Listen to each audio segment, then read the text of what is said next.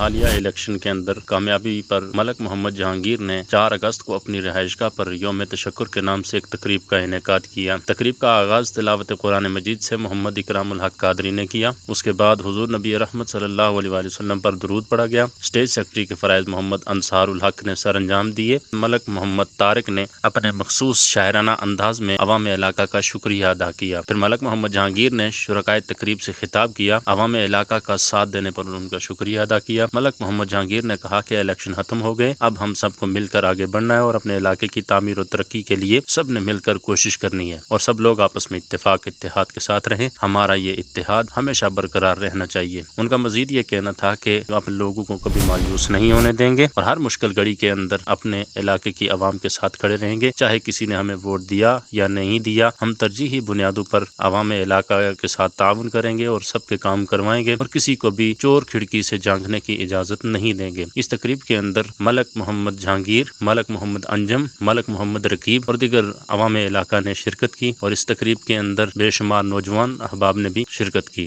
محمد اکرام الحق، news reporter, Azad Kashmir.